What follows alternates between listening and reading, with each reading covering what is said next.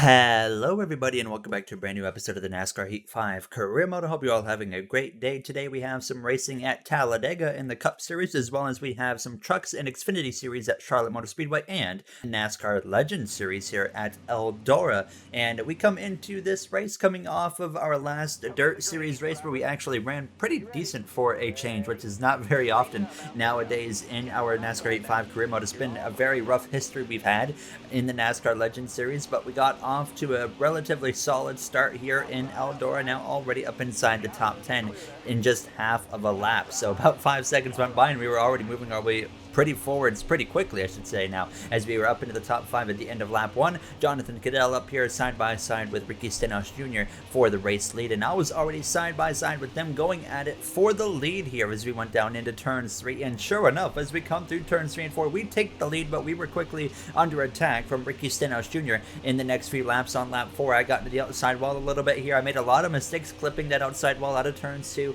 as well as out of turns 4. Turns 3 and 4, I could really rip the top really well, but I would keep hitting the wall. So I actually got cleared by Stenhouse, and it took me quite a bit of time to actually get back alongside him as I kept making mistakes. But as we came through to 2 laps ago, right on his back bumper, just about here now down this back straightaway in Eldora, I am desperate to get back to victory lane in the NASCAR Legends Series. So I'm going to do everything we can right here as we get now underway for the final lap in Eldora. We're going to sail it off into turns 1, a bit of a slide jump. I slam on the brakes right in front of Stenhouse, kind of brake checked him, but I was just trying to get my car stopped in front of him so I couldn't look underneath me, and we stay clear into turns 3 and 4. And for the first time in nearly 2 seasons in the NASCAR Legends Series, we will win in Eldora. It took a long time, way longer than I thought it would and wanted it to, of course, to get back to victory lane here in the NASCAR Legends Series, but thank goodness we managed to finally pull it off here now as we're going to move on into the Truck Series race here at Charlotte Motor Speedway. By the way, we're locked into the playoffs, so for the first time in the NASCAR Legends Series, we're not going to get eliminated from the playoffs. So now here in the Truck Series, we had community member of Jonah Scrutton in the truck for us here tonight. And Charlotte, usually a track where we can pick up the victory in the Truck Series and potentially the Xfinity Series as well when we have Daniel Suarez behind the wheel of our Going Racing Ford Mustang. But here was Jonah pushing the number 38 truck down into turns 3 right here, and he was already up into P3, now up the inside of the 18 through turns 3 and out of turns 4. And he was quickly moving his way throughout the field up into second place by the end of this first and opening lap of the NC Education Lottery 200. And then sure enough, he would look up the inside of the 38 and he would take the lead very quickly away from that 38 truck. So that was it. He never looked back. We come through turns 3 and turns 4 on the final lap of this race, and sure enough, Jonah Scrutton would come through to pick up another win for our Truck Series team here on the season. So a great start we've had. Once again, we've continuously been just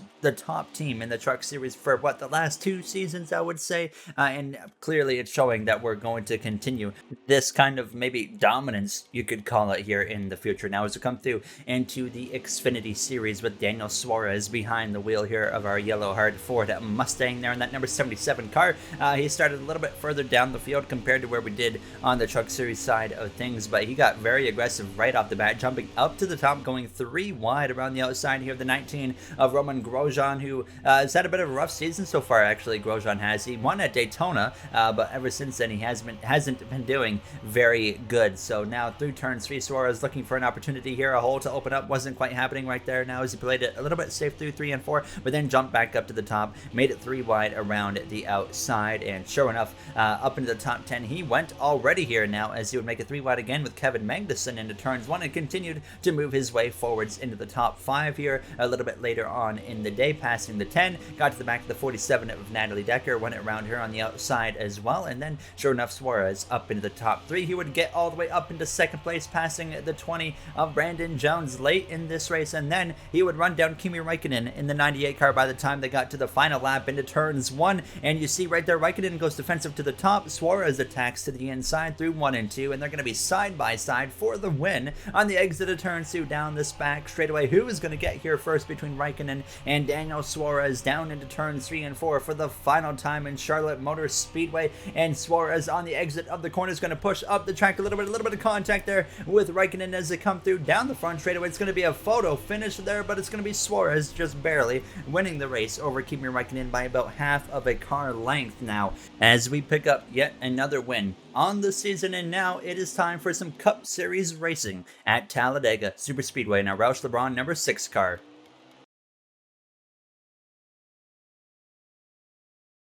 Welcome to Talladega Superspeedway, opened back in 1969. Fun fact that I had no idea. This track used to be actually called Alabama International Motor Speedway from 1969 to 1989. Now, as you see, the overlooking views of this track on Microsoft Flight Simulator as we get ready to take the green flag here in the Geico 500. Okay, we have a better car than we did at Daytona, so let's see if we can keep the car clean. And by that I mean don't piss off the 22. Yeah, okay. I honestly kind of enjoy making them upset lately, so we'll see. There you hear myself and Lanchion, our crew chief, on their radio getting ready to go green here for the Geico 500 Talladega Superspeedway. You also heard Lanchion mention our car clearly a lot better than what it was in Daytona, where we couldn't even barely get into the top 10 in that race, and of course we ended up nearly flipping over. We were on our side into the catch fence actually at Daytona, so it's been one heck of a season. You see a new paint scheme on the car, Phasmophobia. Yes, my friend RJ made this paint scheme for us as we get underway here in Talladega.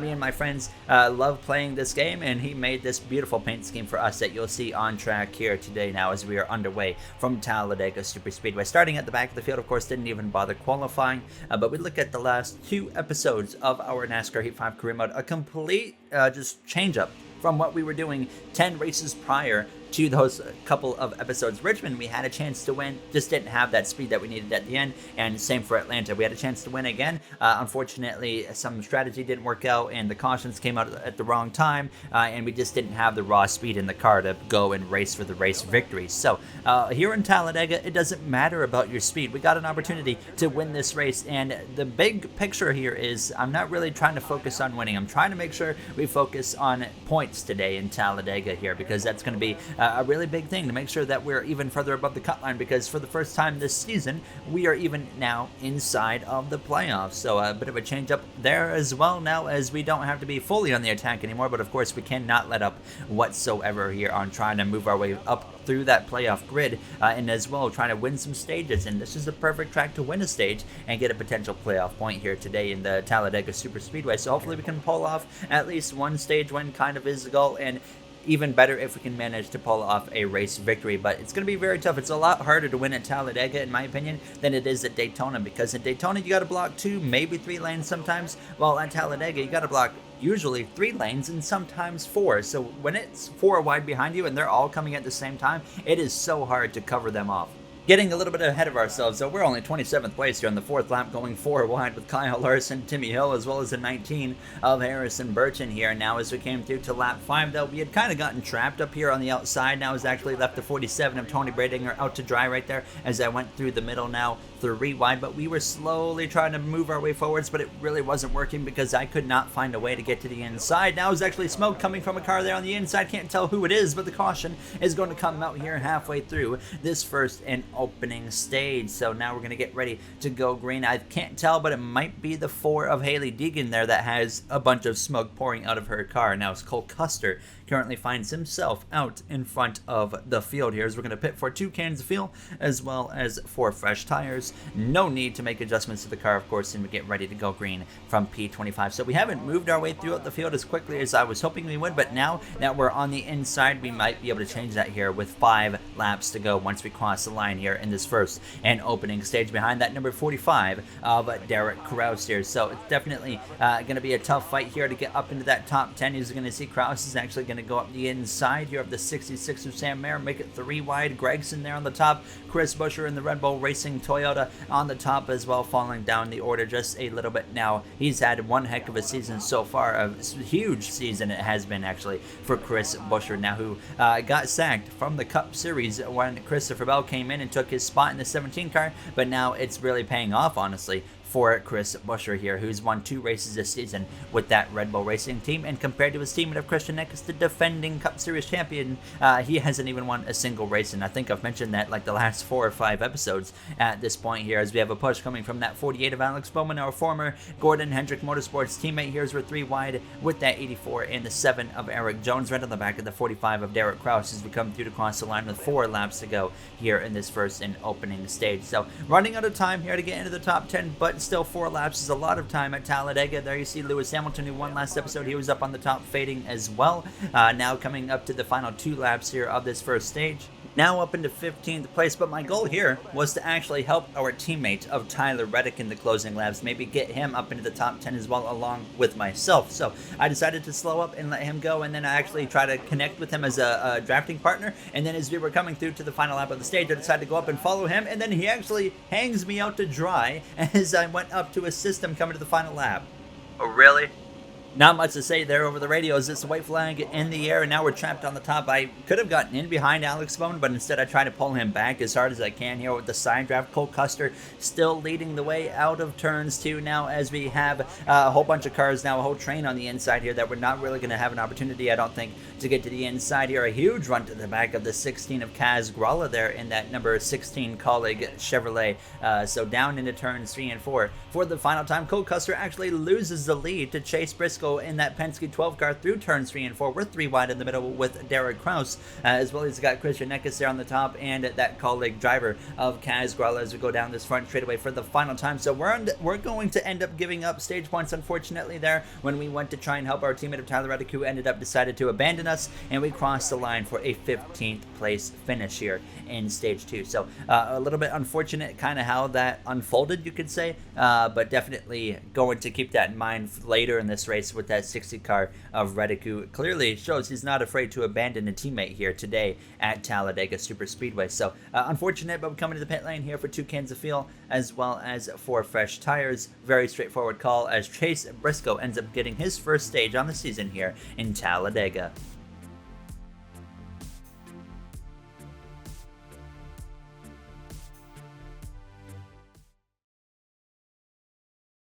Back from Talladega Super Speedway. Fun fact, in Microsoft Flight Simulator, for some reason, there is a house on the back straightaway in Talladega. Very interesting here as we're now underway for the start of Stage 2 for the Geico 500. And, of course, for the start of Stage 2 here from Talladega, it is time to get amped.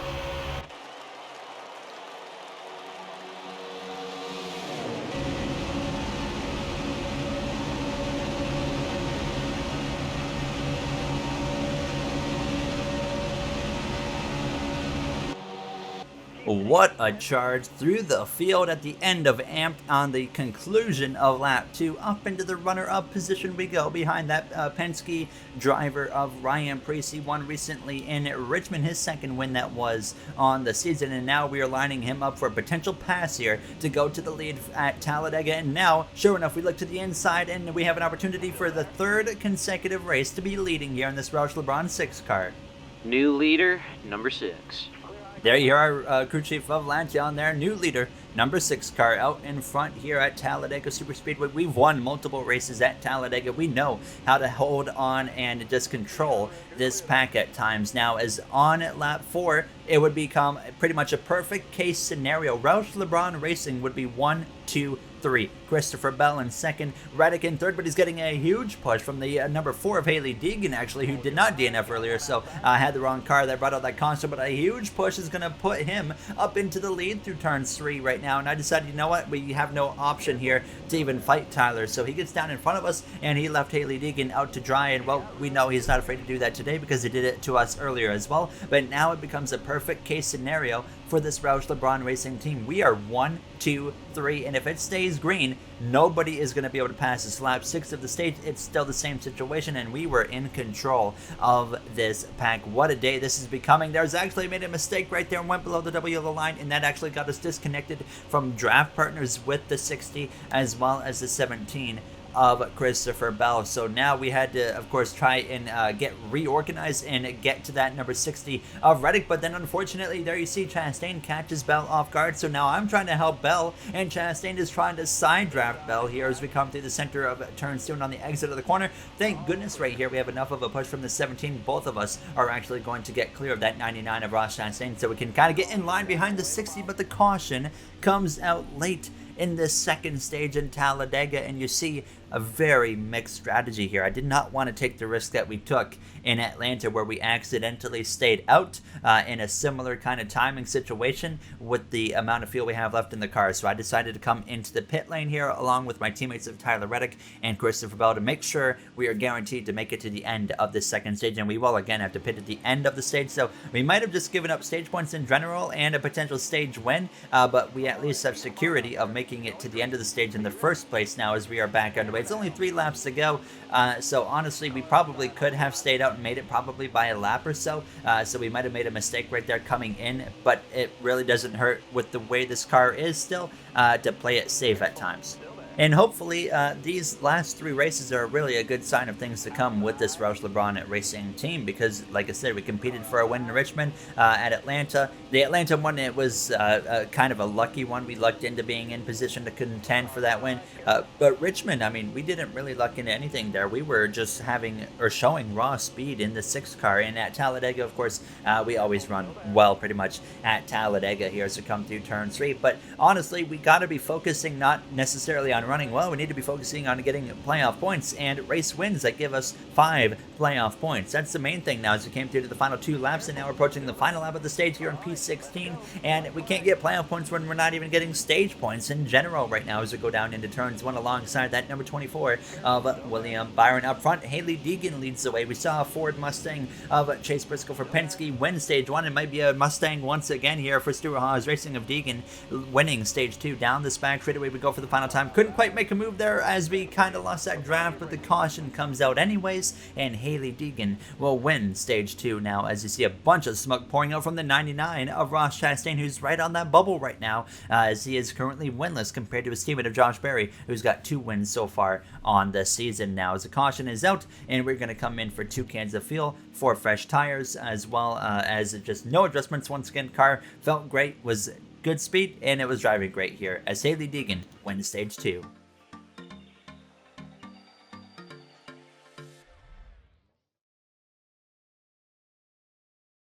Ready to go green for the start of the 3rd and final stage here in Talladega. You saw in Flight Sim right there was a bunch of like construction going on down the back straightaway. I don't know what year that was from when they kind of got the Talladega into the Microsoft Flight Sim, but if you can know in the comments, let me know as we are now underway for the start of this 3rd and final stage. It's been no stage points at all for us here in this race, but it's actually been a great race for us so far. It's weird saying that we've had a really good race, but we haven't gotten a single stage point in the first 2 stages now as we make this push down into turns 1 behind that 78 of Justin Haley. We've seen his performance fall way off recently. Lanchon went in and adjusted his ratings and did a great job there fixing that up now as we are side by side with that 21 of Anthony Alfredo. It's already 3 by 3 by 3 here, several rows nose deep, but nobody is getting a good run. There was a huge stack up there for a brief moment, and now I lose a little bit of time to that back bumper of the 78 now as we go down into turn 3. So running top 15 at least now as Hailie Deegan leads the way. We saw her pick up her first Cup Series win last season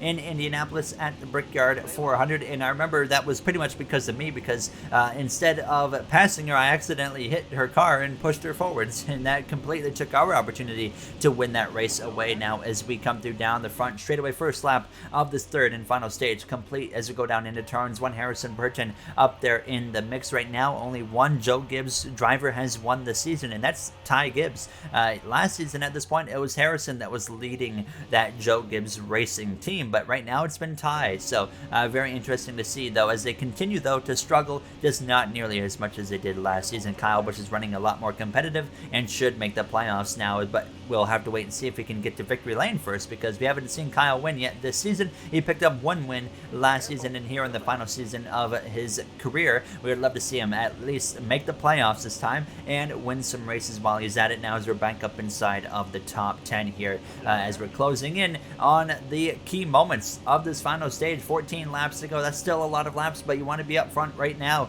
and be in command of this pack. So I wasn't laying back. I'm trying my best here, not really cutting any brakes for anybody now, as we're just trying to get to that front position and get in command here, as we do have a green flag pit stop coming if it stays, of course, green here for the rest of the stage. So I'm going to dive now to the outside of the 78 of Justin Haley, and we tried to make the top work, and we surprisingly did a way better job than I expected here, as actually go 3 wide for a moment there with Ryan Blaney, Alex Bowman, as well as Kyle Larson here down this front straightaway. Now closing in on the back of the 4 of Hailie Deegan, but this was like the best I've seen the AI do on the outside in a long time, so I was actually pretty confident and comfortable running up on this second lane here down this back straightaway. Now just a little bit over 10 laps to go, continuing to push on this outside, and we're holding our own. We haven't lost really any ground whatsoever. The 78 of Justin Haley goes to the lead. I saw our teammate of Tyler Reddick behind us have a bit of a moment there, but I would actually hang out the 4 of Deegan to get closer to the front car of this outside line here now, as she would actually be able to get down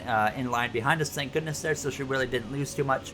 And now we move up here into P3, passing that 5 of Kyle Larson here as we go down towards turn 3. But then the caution comes out with 11 laps to go, and this is going to force everybody into the pit lane. So thank goodness it's, once again, these cautions have been coming out at like really convenient times where it's really easy this season to decide what to do in the pit lane. So it would be 1 can of fuel and right side tires. So we would get ready to go green here from hopefully once again the 3rd position now, and it'll be less than 10 laps to go in this race as we try to put this Phasmophobia number 6 Roush LeBron racing car in victory lane, but we lose 3 positions, and that is where having the pit crew not fully upgraded kind of comes in to bite us a little bit. But we're really fortunate that that happened at a super speedway and not maybe a short track or just any track other than a plate track here, where we can really rebound really quick from that. So right behind that 4 of Hailie Deegan, but she's taking a bit of a weird line into turns. When I said, you know what, I am not waiting around, get out of my way, I'm going through 4 wide already behind us. You see the intensity picking up very, very quickly here late in this Geico 500. We got up the inside the number 42 of Daniel Hamrick here as we exit the corner, going down the back straightaway. Very even here on the outside in the middle behind us now, as I'm trying to get a push from that 43 of Gutierrez. I side draft the 42 of Daniel Hamrick here, trying to pull him back and not get clear of myself as we go down into turns. We have push from that 43 of Gutierrez. It's actually going to be a really big push, 3 wide for the lead, and I see a hole opening up as I'm closing in on these guys. We're going to take a 4 wide for the lead through the middle here as we go down this front straightaway. Larson on the inside, Custer as well, and on the outside we got Rajah Caruth, and we get a huge push from Gutierrez and went 4 wide through the middle and took the lead here with less than 10 laps to go in Talladega. Maybe the move of my career in terms of passing for the lead here in Talladega. What a pass, and here we are in command. So now 7 laps to go, coming to 6 laps to go. You can see 4 lanes right now going that I'm having to try and cover, so you just hope that they all don't start moving at the same time basically now, as the 19 of Harrison Burton would actually be able to briefly get in front of me but not clear. Thank goodness I would have a push from the 5 of Kyle Larson. So I knew he was going to get that run. I decided not to block it because I was confident, I should say, that that 5 of Larson would be able to push me back out out in front, but you can see even when no one's locked bumpers with the 19, he's got some competitive speed in that number 19 car. So that was a little bit concerning, something I was keeping an eye on, but right now just 2 lanes behind us to cover. So right now we're very comfortable in the position we're in. Now coming to the final 3 laps of this race, covering both Gregson and the 17 of our teammate of Christopher Bell now, as he's going to actually get forced 3 wide by Kyle Larson in turns 1. Perfect case scenario, we come to the final lap and it's only 2 wide behind us, so that's what we were hoping for, but is that what we're going to get? 2 laps to go here in Talladega. Now 3 lanes moving behind us, not what we want. They all got pretty consistent runs coming at us at the same time, so this is not what we want to see happening now as we come through out of turns 4. A block on the 9 of Chase Elliott in the middle, a block on the 8 of Zane Smith. Here comes the 1 of Gregson with a huge run to the outside. We make contact with him down the front straightaway now as we get to push from behind. Gregson's going to get clear. We're all of a sudden 5 wide in the middle, coming to the start finish line. White flag in the air, and what in the world just happened as we drop down all the way to 7th place, 3 wide for the lead. Gregson Krause now on the inside. Josh Berry goes through to take the lead for Trackhouse Racing on this final lap, looking for a 2nd win on the season. I'm splitting it 4 wide in the middle. I'm not giving up just yet. I just completely threw the win away. That was no fault other than my own there. Coming to the final lap now as we're 3 wide between the 45 and the 40 of Timmy Hill. Now we're going to need a huge push from behind if we want to beat that number 98 of Josh Berry. And you can see now as I'm side drafting Timmy Hill, Berry is able to get away, a huge side draft right there, and there's no way we're making it up now through the trial. It's going to be a drag race for 2nd place. Josh Berry will come through to win in Talladega, and we're going to barely get 2nd place at the line in the Geico 500 over Timmy Hill. I felt like an idiot right there coming to the final lap. I tried to throw a big block, and then I saw the 1 car of Gregson coming. There's no doubt in my mind he was going to get clear if I didn't go up and try to cover him. But when I went up to try and cover him, I just made the move way too quick and ended up hitting him in the side. And then that car, or my car, sorry, got shot down to the inside. I was all over the place. I could have stayed to the inside, but I felt like I had to jump back up again to cover more. And unfortunately, when that happened, I got disconnected from the car on my back bumper, who was on the inside following me, and next thing you know, we're 5 wide in the middle. So no fault other than my own there, and we just threw away our first win with this Roush LeBron Racing team. So that was very unfortunate. And then, of course, in the next one, it's going to be a very interesting race, I think, at Darlington now. The throwback race, I'm going to have a throwback paint scheme on the car to Brad Kozlowski, actually, and it was a car that was meant to be run in Homestead, Miami, for the 41 car for Keselowski in his final race in the career mode last season. But as always, if you guys enjoyed, you know what to do. You check out the playoff grid. We are up into 14th place. We are gaining points. We're comfortably above that cut line now after Talladega, but it could go all south very quick in the Southern 500. See what I did there now, as we are going to, of course, wrap it up here. Like I said, thank you for watching, and just thank you to the Going Racing members of MJ, Joseph 9001, Timothy Arline, Hayes Gaming, Brett Durward, Dark Gengar Gaming, AJ Vasura, Russell Dixon, Kenneth Barnett, Dana 9302, Speed Demon 341, Ellis Emery, as well as Jay Fitz. I appreciate you guys' support so much, and I'll see you guys all in the next one. Have a great day, everybody.